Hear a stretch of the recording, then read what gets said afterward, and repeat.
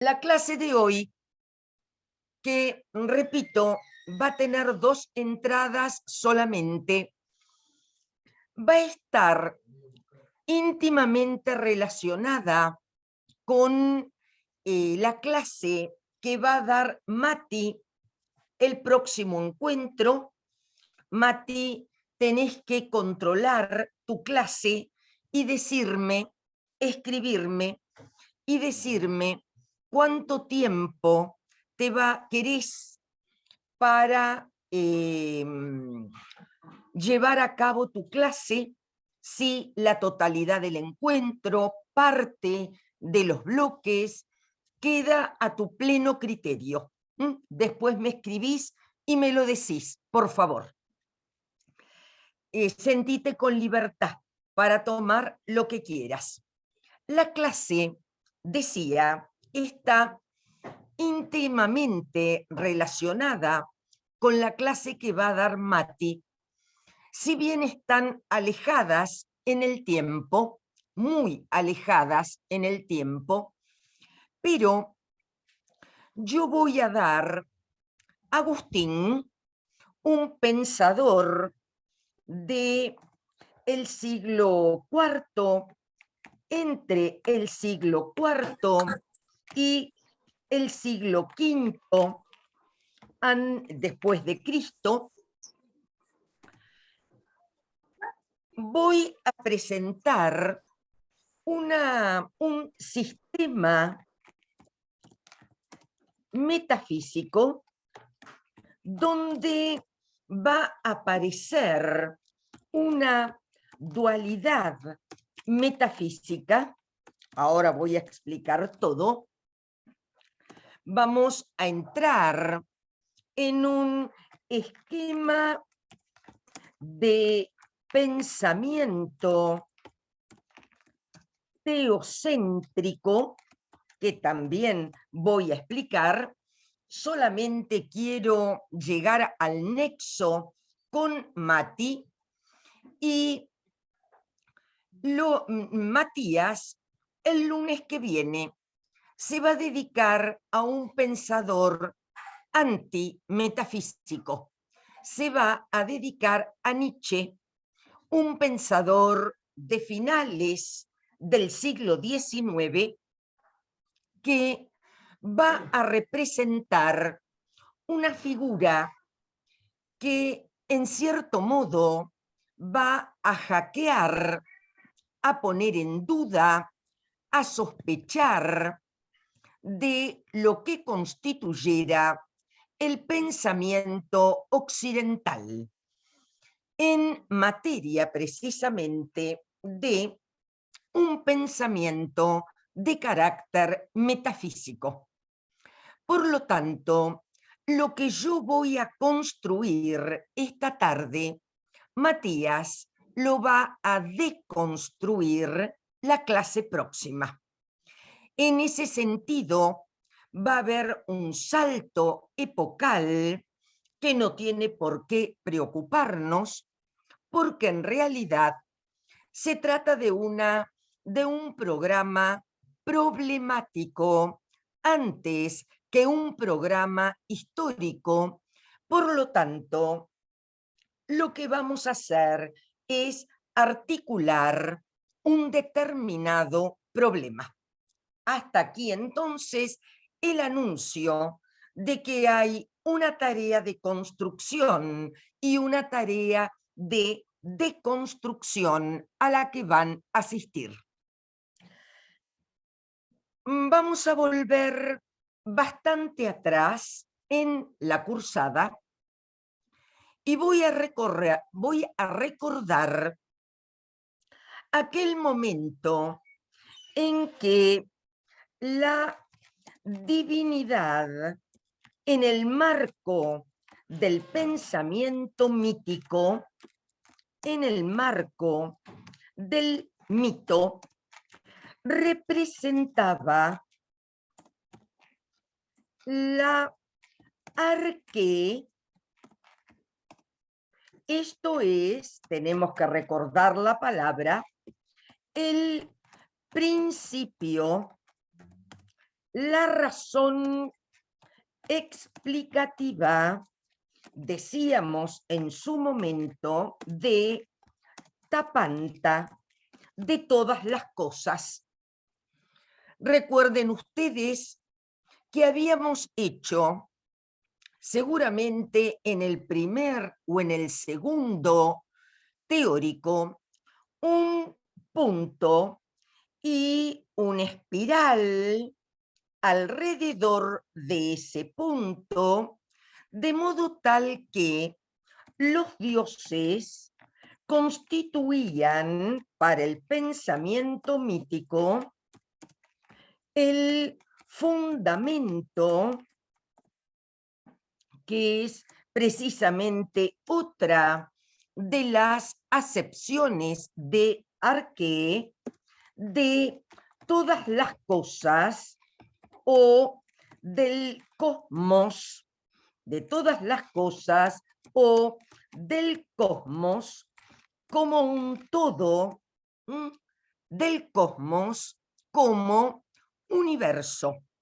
Bien, la problemática de alguna manera está emparentada, la problemática que voy a presentar hoy, de alguna manera está emparentada con aquella problemática, porque en la filosofía medieval y sobre todo en ese primer segmento de este cambio de cosmovisión que representó la filosofía medieval, existe también la búsqueda de un principio rector, sigo recibiendo gente, perdón, la búsqueda de una arjé,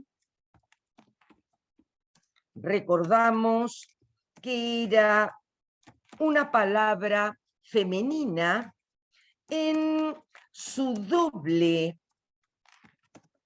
valor o sentido de origen o principio y también mando o autoridad a partir de lo que entonces pusimos en términos del verbo argein, que era mandar, ser el primero, gobernar, primerear, estar en primer lugar.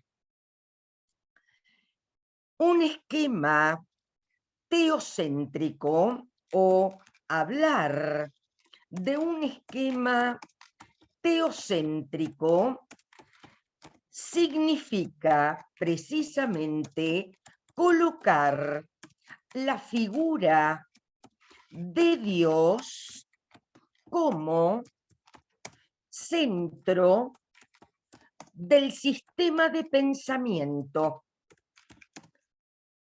No estamos ya hablando de aquel concepto que era un colectivo neutro, ta theoi, así lo llamamos, que es la divinidad en términos generales y que era el fundamento del pensamiento mítico, sino que hablamos del Dios cristiano y vamos a ver qué características le atribuye Agustín precisamente a ese Dios que aparece como el centro del dispositivo de pensamiento,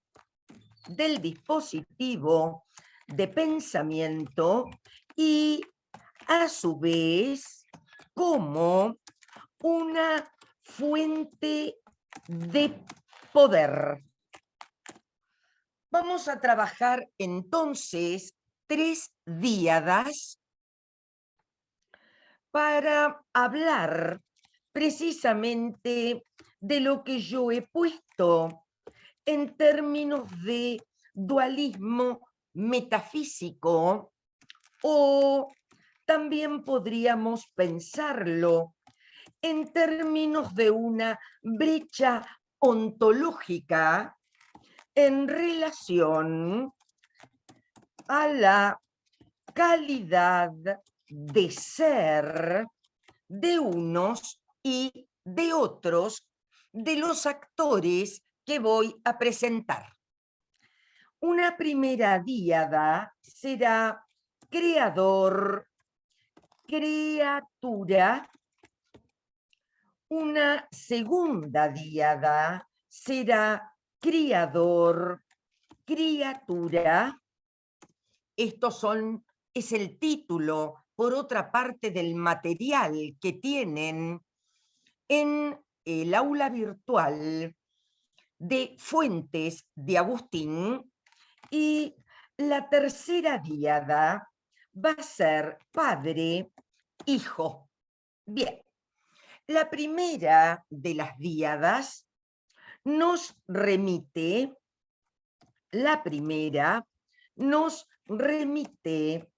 a un principio creacionista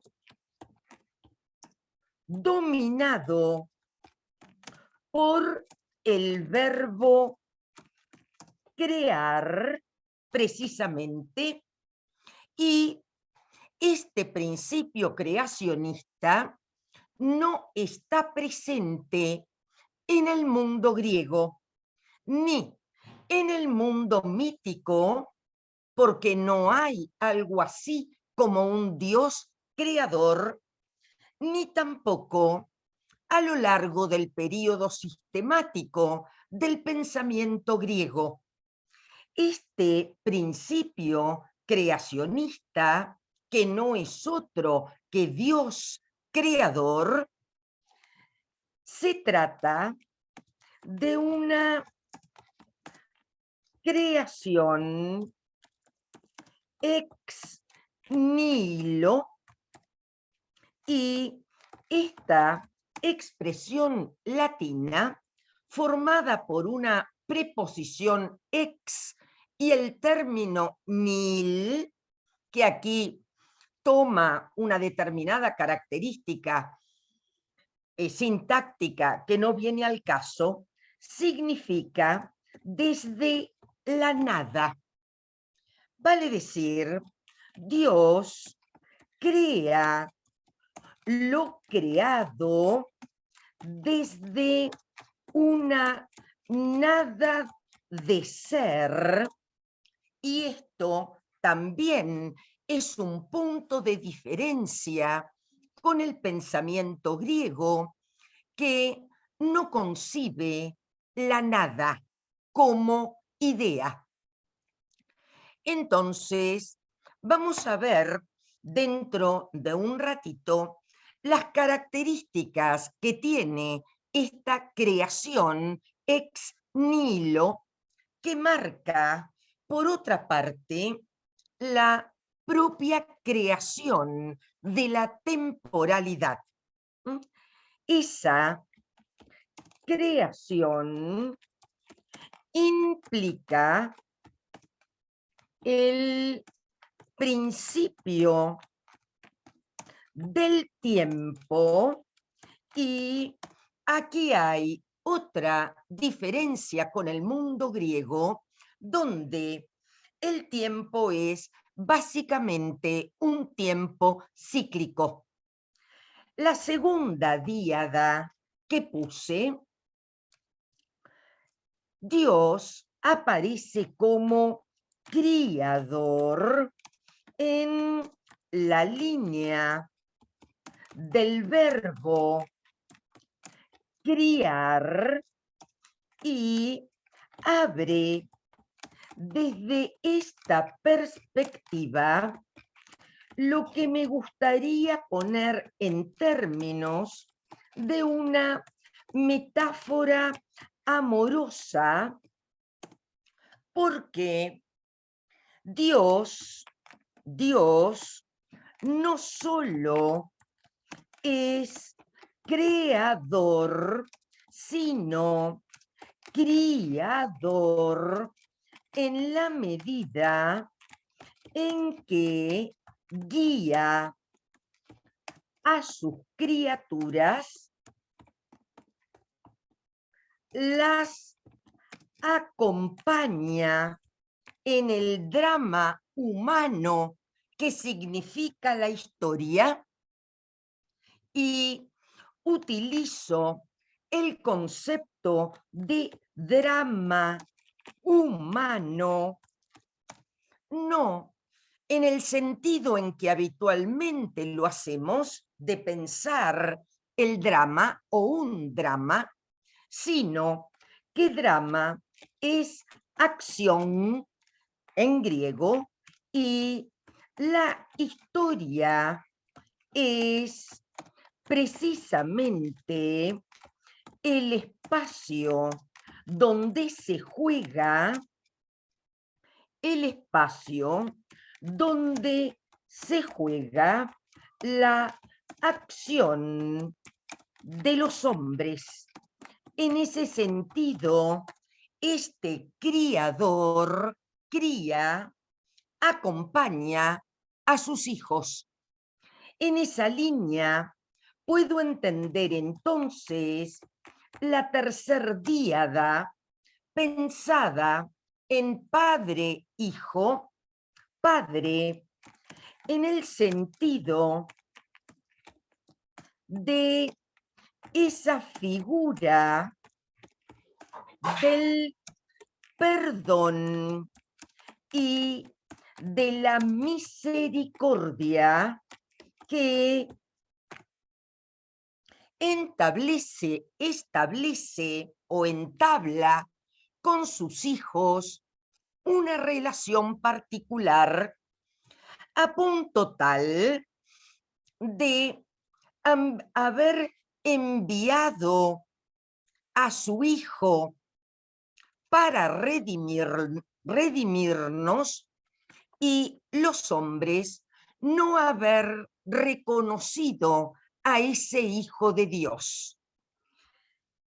Me anticipo a lo que va a decir Nietzsche de esto, va a entenderlo en términos de acreedor y deudor. Los hombres somos deudores del Padre en el sentido en que no hemos sabido reconocer ese acto de inmensa generosidad que fue enviar a su hijo y que los hombres lo hayan matado. Por lo tanto, en esta dialéctica que Nietzsche lee, a mi gusto, extraordinariamente, en términos de acreedor y deudor, en el parágrafo 24 de la genealogía de la moral, dice: basta ya que entre ahora Zaratustra el ateo. Vale decir, está anunciando de alguna manera la muerte del acreedor, la muerte de aquel al que le debemos eternamente por nuestros errores, por nuestras culpas, por nuestros pecados. La díada padre-hijo, esa última díada que pusimos de las tres que comenté, refuerza la metáfora amorosa a la que me refería, básicamente porque la creación es un acto de amor, un acto de amor por sus hijos o por sus criaturas. Vamos a ver en este sentido 4 características que tiene esa creación que, como dijimos, es una creación ex nihilo. En primer lugar, es una creación por amor. En segundo lugar, es una creación por voluntad. En tercer lugar, es una creación por libertad. Y en cuarto lugar, es una creación sapiente o sapiencial. Y ahora vamos a ver qué significa cada una de estos conceptos. Dios crea por rebasamiento de amor. Esto quiere decir que su infinito amor lo lleva a crear, pero que ello no implica necesidad alguna. Vamos a pensarlo en términos coloquiales, menos académicos, y vamos a decir que Dios crea porque se le canta. En realidad, no, porque necesite crear. Porque, cuidado, si necesitase crear, habría algo que le falta. Nosotros, su creación, vendríamos de algún modo a completarlo, pero a Dios nada le falta. En ese sentido, la creación es por voluntad en el sentido, cuidado, que no existe coacción alguna. Explico. Si existiera un principio diferente a Dios que lo obligase a crear, entonces Dios no sería principio. Habría por sobre él otro principio.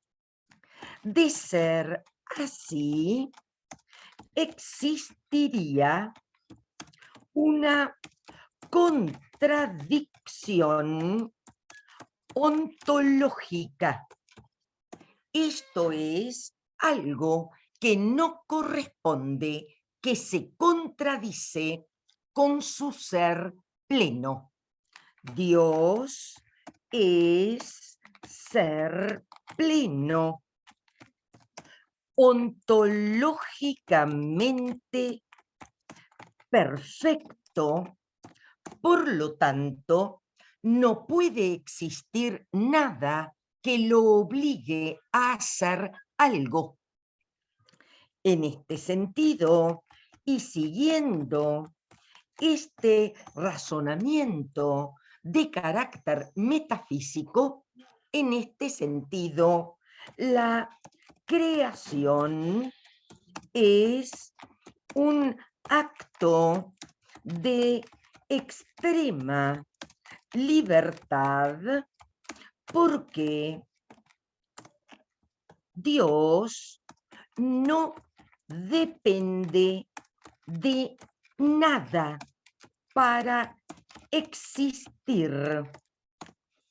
Los seres dependientes somos o son los seres humanos, lo cual habla de esa distancia ontológica a la que me referí en el momento del comienzo de la clase.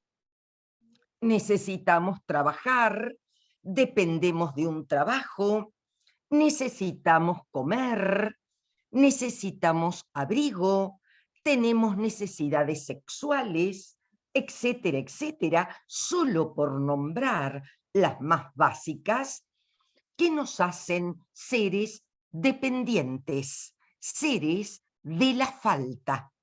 Pero a Dios nada le falta, por lo tanto, de nada depende. El otro rasgo es, sí querida, gracias. El otro rasgo es que se trata de una creación sapiencial y esto significa, cuidado con lo que viene, que Dios tiene en su cabeza todas las esencias de lo que va a crear anticipadamente. Dios conoce todo aquello antes de que las cosas existan. En esta línea, y por algo que más adelante van a entender, porque no me quiero meter en Sartre, pero sí lo voy a dar en su momento, en este sentido, la esencia precede la existencia. Las esencias de las cosas viven en la mente del creador antes de que las cosas sean creadas.